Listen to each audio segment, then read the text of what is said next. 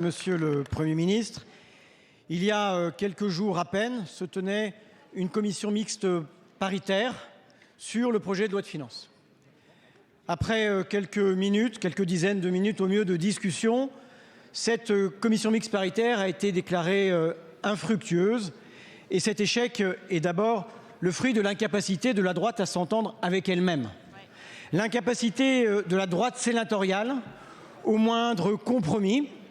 Et la conséquence de son inconséquence est le vote cet après-midi d'une loi spéciale. Monsieur le Premier ministre, c'est aussi le témoignage d'un bloc central qui n'a pas grand-chose d'un bloc et qui pourtant fonde votre légitimité de Premier ministre. Il y a donc une loi spéciale, nous en prenons acte, mais nous sommes inquiets des modalités de sa mise en œuvre et nous disons aussi avec netteté que ce n'est pas une situation durable pour le pays. J'aimerais que vous puissiez nous éclairer sur les modalités de mise en œuvre de cette loi spéciale, ce qu'il va advenir d'un certain nombre de missions importantes pour les Françaises et les Français, pour la préparation de l'avenir. Je pense à la question de l'éducation, de l'enseignement supérieur, de la recherche. Je pense à la question de l'emploi et du travail. Je pense à la question de l'écologie, autant de sujets de préoccupation. Il n'est évidemment pour nous pas question que les Français, leurs services publics, soient les premières victimes des inconséquences de ceux qui n'ont pas pris leurs responsabilités. Enfin, Monsieur le Premier ministre, s'ouvrira au début de l'année prochaine de nouvelles discussions budgétaires.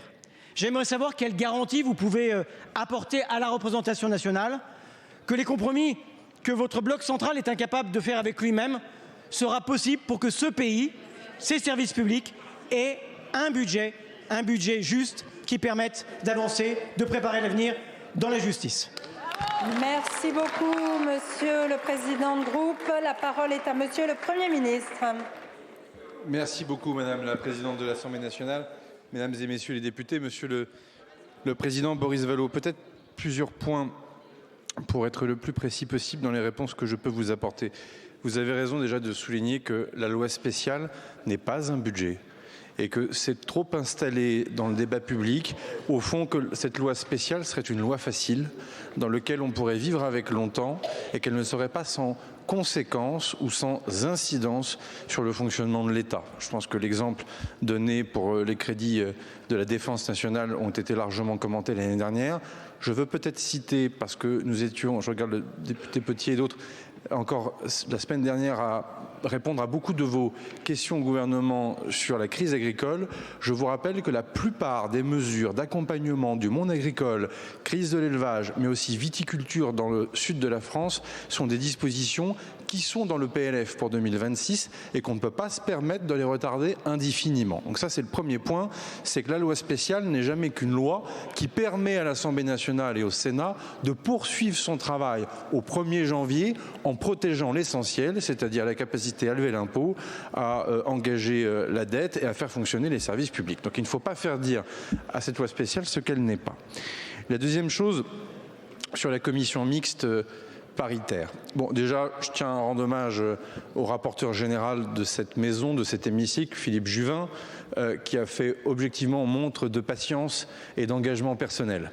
Je veux le dire parce que quand vous dites que le bloc central ne se met pas d'accord avec lui-même, j'ai plutôt eu l'impression que le rapporteur général du budget de l'Assemblée nationale, issu du groupe Les Républicains, a largement tout fait pour faire converger la copie objectivement jusqu'à la dernière minute. Et je pense qu'on peut lui rendre hommage parce que ça serait injuste que de ne pas rendre à César ce qui appartient à César, et en lien d'ailleurs avec les whips du groupe socialiste, de l'ensemble des groupes, au fond des groupes qui veulent que ça fonctionne, Monsieur le Président Vallaud, pour redire les choses de la manière la plus simple qui soit.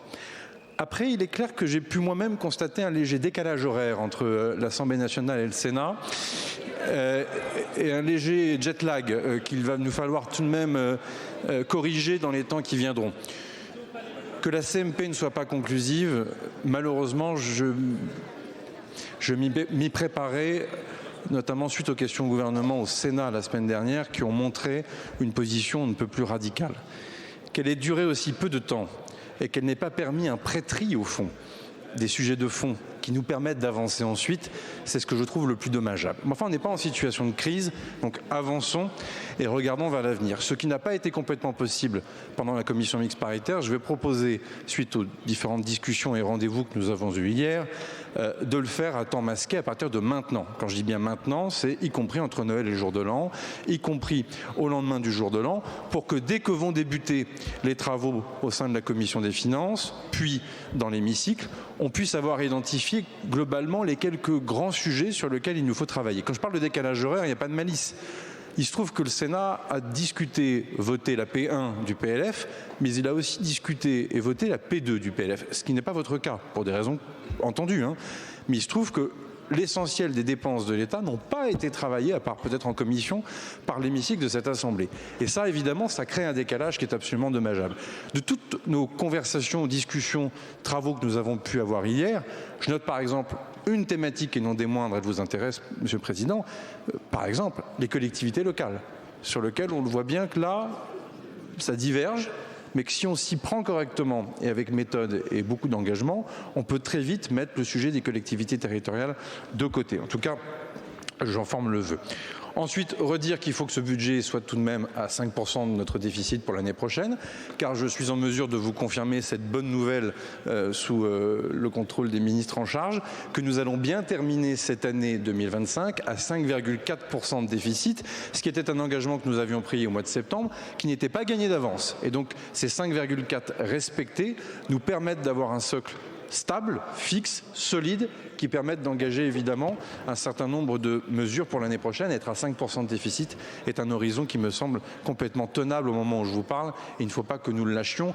C'est ce qui a pu aussi expliquer peut-être quelques mouvements d'humeur entre le ministre Lescure et le Sénat, mais que 5,3% du déficit n'était pas quelque chose d'acceptable pour nous.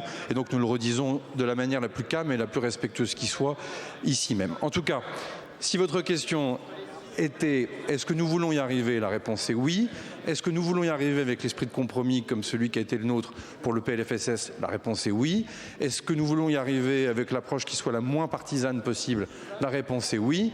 Le bloc est peut-être central, il n'est pas monolithique, mais je crois que l'ensemble des morceaux de cet hémicycle ne sont pas monolithiques non plus, si j'ai bien tout compris depuis 3 mois.